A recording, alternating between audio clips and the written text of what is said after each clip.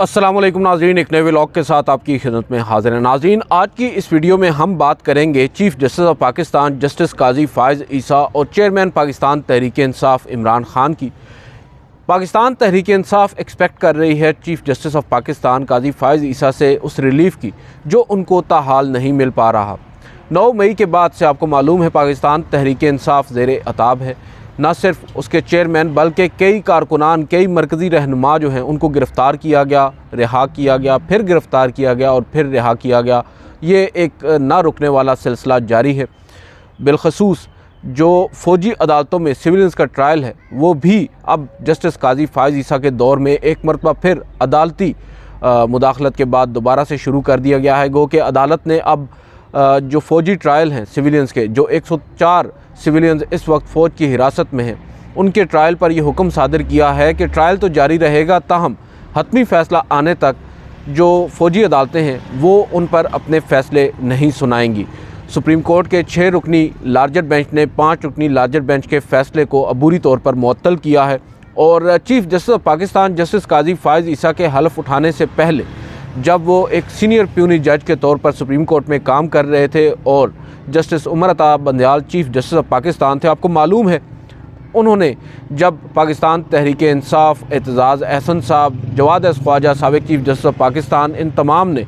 फ़ौजी अदालतों में सिविलियंस का जो ट्रायल है उसको सुप्रीम कोर्ट ऑफ पाकिस्तान में चैलेंज किया था। मुझ समेत बहुत से ऐसे रिपोर्टर्स हैं जिन्होंने ये बात कही थी कि अगर काजी फ़ाइज़ ईसा इस बेंच में शामिल हुए तो वो किसी भी सूरत इस बात की इजाज़त नहीं देंगे। और इसकी एक रीज़न है, उसकी एक बड़ी रीज़न ये है कि जस्टिस काजी फ़ाइज़ ईसा का एक शुरू से स्टैंड रहा है, बिलखसूस जो हमारी मिलिट्री इस्टेब्लिशमेंट है उसका जो पाकिस्तान के सिविलियन मामलात में, सिविलियन जो बालादस्ती है या पॉलिटिकल जो मामलात हैं, एग्जीक्यूटिव के मामलात में मुदाखलत पर उनका हमेशा से एक स्टांस रहा है। उसके बाद 2015 में उन्होंने एक फ़ैसला सुनाया था, वो भी फ़ौजी अदालतों में ट्रायल से मुतालिक था। फ़ौजी अदालतों का बेसिकली क़याम था और जो दहशतगर्द थे, जो फ़ौज के उसमें नहीं आते कैटेगरी में, वो सिविलियन कैटेगरी में फ़ाल करते हैं, उनके लिए एक फ़ैसला किया गया 21वीं तरमीम का। उसमें जवाद एस ख्वाजा और काजी फ़ाइज़ ईसा ने अपना इख्तिलाफ़ किया था और उनका वो इख्तिलाफ़ी फ़ैसला उसको जवाज़ बनाकर ये राय कायम की गई कि जस्टिस काजी फ़ाइज़ ईसा किसी भी सूरत में फ़ौजी अदालतों में सिविलियंस के ट्रायल की हिमायत नहीं कर सकते। बहरहाल लुबे लुबाब ये है कि चीफ़ जस्टिस उमर अता बंदयाल जो थे उनके बारे में तासुर ये है कि वो कमज़ोर थे या वो जानबूझकर इस मामले को तूल देते रहे और उन्होंने इसको हतमी नतीजे तक नहीं पहुंचाया। गो कि उन्होंने समात ज़रूर की। सबसे पहले उन्होंने एक 9 रुकनी लार्जर बेंच भी बनाया जो इन इटसेल्फ एक बहुत बड़ा पैगाम था, मगर उस लार्जर बेंच की तश्कील से सुप्रीम कोर्ट में फिर इख्तिलाफ़ात की एक, आप कह सकते हैं कि लहर आई। जस्टिस काजी फ़ाइज़ ईसा और जस्टिस सरदार तारिक मसूद को उन्होंने उस 9 रुकनी लार्जर बेंच में शामिल किया, जो हैरान कुन भी था और सरप्राइजिंग था, अनप्रेसिडेंटेड इस वजह से था कि जब से justice Umar Ata Bandial chief justice बने थे या इवन उनके जो प्रेडेसेसर थे जस्टिस गुलजार अहमद वो चीफ़ जस्टिस थे, काजी फ़ाइज़ ईसा को कोई अहम मुकदमे में नहीं बिठाया जा रहा था। आयरानिकली इस मुकदमे में उन्हें बिठाया गया और उन्होंने आते ही समाअत के आगाज़ से पहले ही, जैसे ही 9 रुकनी लार्जर बेंच कमरा अदालत में आया, आप सबको याद होगा, उन्होंने एतराज़ उठा दिया और उन्होंने कहा कि हम इस बेंच को मानते नहीं हैं। वजह यह है कि ये bench supreme court practice and procedure act की रोशनी में कायम 3 रुकनी कमेटी ने नहीं बल्कि चीफ़ जस्टिस ने अज़ खुद तश्कील दिया है। गो कि उस वक्त जस्टिस उमर अता बंदयाल की सरबराही में 8 रुकनी लार्जर बेंच ने supreme court practice and procedure act को मुअत्तल कर रखा था। बहरहाल पाकिस्तान तहरीक इंसाफ हो या बहुत से ऐसे लोग, वो ये कहते थे कि शायद जस्टिस काजी फ़ाइज़ ईसा जो हैं वो रिलक्टेंट हैं फ़ौजी अदालतों में सिविलियंस का ट्रायल इससे मुतालिक मुकदमे को सुनने से, लिहाजा उन्होंने एक शॉर्टकट पकड़ा है और साथ पे निकल गए हैं। हम उस वक्त भी ये राय हमारी थी कि वो एक असूली मौक़िफ़ पर कायम है और वो ये समझते हैं कि जब तक supreme court practice and procedure act in place है, 3 रुकनी कमेटी ही बेंच तश्कील देगी और उनका जो एतराज़ है वो बड़ा वैलिड है। ये मैं भी कहता था। बहरहाल supreme court practice and procedure act को तौसीक दे दी गई, उसको बाकायदा तौर पर जो कानून है उसकी शक्ल में अपना लिया गया सुप्रीम कोर्ट के फुल कोर्ट ने। इवेंचुअली मामला दोबारा से जब चीफ़ जस्टिस काजी फ़ाइज़ ईसा ने हल्फ उठाया फ़ौजी अदालतों में सिविलियंस का ट्रायल का मामला, क्योंकि मौखर था, जस्टिस उमर अता बंदयाल ने इस पर फ़ैसला नहीं दिया था, उनकी सरबराही में 6 रुकनी लार्जर बेंच सुन रहा था। उन्होंने अपनी रिटायरमेंट से 1 माह कबल या 1 माह से भी ज़ायद अरसा पहले इस मामले को गैर मुअय्यन मुद्दत तक के लिए मौखर कर दिया, जिससे हमें अंदाज़ा हो गया कि he is not willing to pass any judgment. बहरहाल justice Qazi Faez Isa, justice Sardar Tariq Masood, justice Ijazul Ahsan पर मुश्तमिल 3 रुकनी कमेटी ने डिसाइड किया फ़ौजी अदालतों में सिविल्स का जो ट्रायल है उससे मुतालिक जो दरख्वास्तें हैं उनको वही बेंच कंटिन्यूसली सुनेगा जिस बेंच ने पहले इसको सुना था, माइनस उमर अताब बंदयाल, वो रिटायर हो चुके हैं। जस्टिस इजाज़ुल एहसन की सरबराही में 5 रुकनी लार्जर बेंच दोबारा बैठा और पहली ही समाअत पर तकरीबन 1 घंटे के अंदर अंदर उन्होंने न सिर्फ अपनी जजमेंट को रिज़र्व किया बल्कि कुछ ही देर के बाद एक मुख्तसर फ़ैसला सुनाते हुए फ़ौजी अदालतों में सिविल्स का ट्रायल कलअदम करार दे दिया, गैर आइनी करार दे दिया। अब उसके ख़िलाफ़ इंट्रा कोर्ट अपीलें फ़ाइल हुई। इंट्रा कोर्ट अपीलें सिर्फ वफाक ने नहीं बल्कि हमारे वज़ारत दाखिला, वज़ारत दिफ़ा, लॉ मिनिस्ट्री, अटॉर्नी जनरल, सूबा खैबर पख्तूनख्वा, सूबा पंजाब, सूबा बलोचिस्तान और बलोचिस्तान से 1-2 और दरख्वास्तें, ये सब सुप्रीम कोर्ट में दायर हुई। एक आपको मालूम होगा जस्टिस मकबूल बाकर, रिटायर्ड मकबूल बाकर साहब, वो आजकल चीफ़ मिनिस्टर हैं सिंध के, जब उन्हें मालूम हुआ कि सिंध की तरफ से भी दायर हो रही है उन्होंने उसको रोक दिया और सिंध की जानिब से इंट्रा कोर्ट अपील नहीं आई। काजी फ़ाइज़ ईसा साहब से एक्सपेक्ट किया जा रहा था कि अब क्योंकि 5 रुकनी लार्जर बेंच का फ़ैसला है तो उसके अगेंस्ट कम से कम 7 रुकनी लार्जर बेंच बनेगा या जो अवेलेबल 9 जजेज़ हैं, क्योंकि अपीलों में वो जजेज़ नहीं बैठते जो मेन केस में बैठते हैं, यानी अपना ही फ़ैसले के ख़िलाफ़ अपील कोई जज नहीं सुन सकता। एक्सपेक्ट किया जा रहा था कि अब 9 रुकनी लार्जर बेंच बनेगा या कम से कम 7 रुकनी लार्जर बेंच बनेगा। मिनट्स ऑफ द मीटिंग भी आए, आप सबको याद होगा, जब जस्टिस इजाज़ुल एहसन ने अपने ख़त में ये कहा कि इत्तेफाक हुआ था फ़ौजी अदालतों वाले केस में कम से कम 7 रुकनी लार्जर बेंच बनेगा और उन तमाम जजेस पर मुश्तमिल होगा जो सीनियर जजेस होंगे अवेलेबल जजेस में। अब सीनियर्स में जस्टिस काजी फ़ाइज़ ईसा भी आते हैं और उसमें जस्टिस जमाल ख़ान मंदोखेल भी आते हैं, जस्टिस अतर मिनल्ला भी टू सम एक्सटेंट सीनियर्स की लिस्ट में आते हैं, क्योंकि बाकी कई जजेस उनसे भी जूनियर हैं, 2 से 3 जजेस। जब बेंच तश्कील दिया गया मालूम हुआ कि ये बेंच 7 रुकनी भी नहीं है और ये सीनियरिटी के असूल को ज़ेर गौर रखते हुए भी नहीं बनाया गया बल्कि 6 रुकनी एक बेंच बनाया गया है। उसके ऊपर कंट्रोवर्सी ने जन्म लिया, बहुत से लोगों ने ये बात कही और टू सम एक्सटेंट मुझे भी ऐसे लगने लगा कि शायद जस्टिस काजी फ़ाइज़ ईसा रिलक्टेंट हैं इस केस में ख़ुद बैठने से, इस बेंच में बैठने से, और वो नहीं चाहते कि किसी भी सूरत में ये जो केस है इसको सुने, otherwise he would have been on the bench. और जहाँ तक बात है सीनियर जजेस से मुशावरत की, क्योंकि उस मीटिंग में उन्होंने जस्टिस इजाज़ुल एहसन को अश्योरेंस कराई थी कि मैं सीनियर जजेस से पूछूंगा, अगर वो अवेलेबल हुए तो अब एक ये अलग बात है कि जो अवेलेबिलिटी होती है वो बहुत बात की बात होती है, पहले बेंच तश्कील दिए जाते हैं, अवेलेबिलिटी का बाद में देखा जाता है। कोई जज अगर अब बेंच तश्कील दिया जाता है, आपको अक्सर याद होगा कमरा अदालत के अंदर जब किसी अहम मुकदमे की समाअत हो रही होती है तो एक फाजिल जज पहली समाअत पर ही ये कह देते हैं कि मैं कंफर्टेबल नहीं हूँ इस बेंच में बैठने से, मेरे कुछ मफादात का टकराव है, लिहाजा मैं इस बेंच में नहीं बैठ रहा, और वो फिर बेंच रिकॉन्स्टिट्यूट होता है। यहाँ पर थोड़ा सा उलट हुआ, चीफ़ जस्टिस ने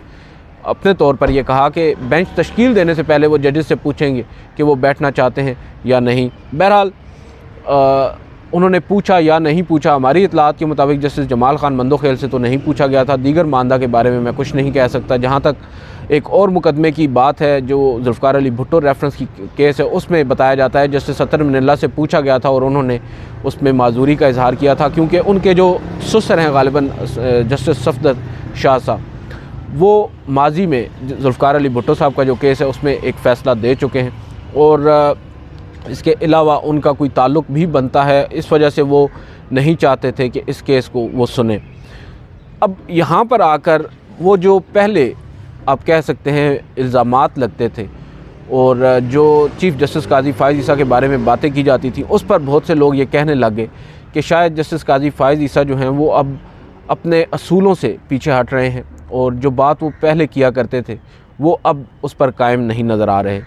और इसकी एक बुनियादी जो हमें डिस्टिंक्शन नज़र आ रही है वो पाकिस्तान तहरीक इंसाफ या इमरान ख़ान है। जो मैंने अपनी वीडियो के आगाज़ में आपसे बात की थी कि हम आज की वीडियो में फ़ोकस करेंगे इमरान ख़ान साहब और काजी फ़ाइज़ ईसा साहब को। काजी फ़ाइज़ ईसा साहब बज़ाहिर नज़र ये आ रहा है कि इमरान ख़ान साहब के किसी भी मुकदमे को हाथ डालने से गुरेज़ा हैं। गो के ये बात ज़रूर है कि जो इंतख़ाबात की तारीख़ का ऐलान हुआ है उसमें भी इमरान खान साहब पिटिशनर थे, पाकिस्तान तहरीक इंसाफ पिटिशनर थी और इमरान खान साहब की पिटिशन पर ही ये तारीख़ का ऐलान हुआ है 8 फरवरी का। बावजूद इसके जो मामला है 9 मई का, अब फैज़ाबाद धरना केस दोबारा से ओपन हुआ, दोबारा से ज़ेर समात आया 2019 के बाद, तकरीबन 4 साल गुजर जाने के बाद उस मामला जब टेकअप हुआ तो उस मामले में एक दिन समात हो रही थी। समात के इख्तिताम पर तहरीरी हुक्मनामा आया और उस तहरीरी हुक्मनामे में चीफ़ जस्टिस काजी फ़ाइज़ ईसा ने 9 मई के वाक़े का जिक्र कर दिया और बहुत से लोग ये समझते हैं कि शायद वो एक पैगाम था कि 9 मई के वाक़े पर शायद जस्टिस काजी फ़ाइज़ ईसा का भी वही मौक़िफ़ है जो हमारे इस वक्त मुक़्तदर हलकों का मौक़िफ़ है कि पाकिस्तान तहरीक इंसाफ को किसी भी तरीके से इसमें छोड़ा नहीं जा सकता या उनको माफ़ नहीं किया जा सकता। और जस्टिस काजी फ़ाइज़ ईसा ने वो जो उस वाक़े का हवाला दिया है उसको बहुत से लोग ये समझते हैं कि शायद वो भी उस मौक़िफ़ पर हैं। दूसरी जानिब जो इनके प्रेडेसेसर थे बंदयाल साहब, उनके दौर में इमरान खान साहब ने मुतअद्दिद मरतबा सुप्रीम कोर्ट का दरवाज़ा खटखटाया। एक नहीं कई ऐसे मुकदमात हैं, चाहे वो ऑफिशियल सीक्रेट तरमीमी एक्ट 2023 हो, पाकिस्तान आर्मी तरमीमी एक्ट 2023 हो, जबरी गुमशुदगियों का मामला हो 9 मई के बाद, जो पाकिस्तान तहरीक इंसाफ की ख़वातीन कारकुनान रहनुमा उनकी गिरफ़्तारियों का मामला हो, उस तमाम को उन्होंने सुप्रीम कोर्ट में चैलेंज किया। मगर जस्टिस उमर अताब बंदयाल नरम गोशा तो ज़रूर रखते थे पाकिस्तान तहरीक इंसाफ के लिए, मगर अमली तौर पर वो कोई भी इक़दामात उठाने से गुरेज़ा रहे हैं। जैसा कि अभी पहले मैंने आपको बताया फ़ौजी अदालतों का मामला हो। फिर एक्सपेक्ट ये किया जा रहा था कि जस्टिस काजी फ़ाइज़ ईसा जब चीफ़ जस्टिस बनेंगे तो वो इन तमाम तर दरख्वास्तों को एड्रेस करेंगे, मगर ताहाल हमारी इतलात के मुताबिक ना पाकिस्तान आर्मी एक्ट वाली दरख्वास्त को समात के लिए मुकर्रर किया गया है, ना ही जो ऑफिशियल सीक्रेट तरमीमी एक्ट वाली दरख्वास्त, और उसके अलावा एतजाज़ अहसन साहब ने दरख्वास्त दायर की, उस पर एतराज़ात लगे, उन एतराज़ात के ख़िलाफ़ इंट्रा कोर्ट अपील आई, अभी तक उसको ही समात के लिए मुकर्रर नहीं किया गया। इमरान खान साहब ने जेल से ख़त लिखा, उस ख़त पर रद्द-ए-अमल ऐसा दिया गया कि जैसे एक आप कह सकते हैं कि उनको नफ़ी में जवाब मिल गया इमरान खान साहब को कि आपको यहाँ से रिलीफ़ नहीं मिलेगा और हम किसी के दबाव में नहीं आएंगे। ये बात नहीं है कि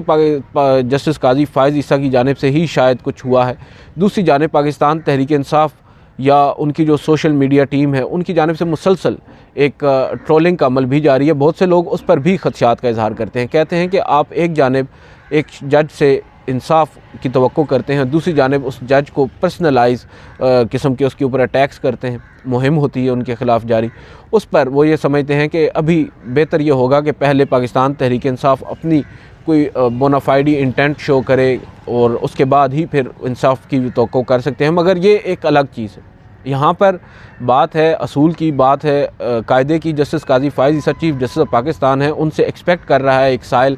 कि उसको रिलीफ़ मिले, क्योंकि जो एक तनकीद की जाती है और वो टू सम एक्सटेंट वैलिड तनकीद है कि एक वज़ीर आज़म जिसको काफ़ी साल पहले सज़ाए मौत सुनाई सुप्रीम कोर्ट ने, उस अदालती फ़ैसले को तो रीविज़िट किया जा रहा है,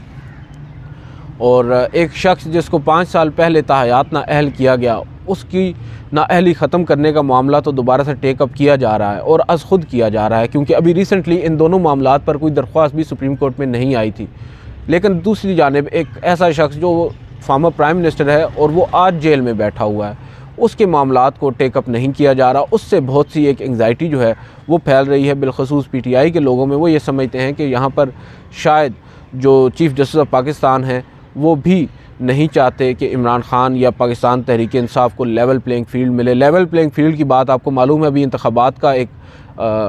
दौर है और पाकिस्तान जो सुप्रीम कोर्ट ऑफ पाकिस्तान है उसकी इंटरवेंशन से ही तारीख़ का ऐलान भी हुआ, और अब इंश्योर कर रही है सुप्रीम कोर्ट भाई किसी भी सूरत में कोई भी हीले बहाने नहीं सुने जाएंगे और जो ताख़ीर है वो किसी भी सूरत बर्दाश्त नहीं की जाएगी, जो कि एक अच्छी बात है। जस्टिस मंसूर अली शाह ने गुज़िश्ता रोज़ एक ऑर्डर दिया,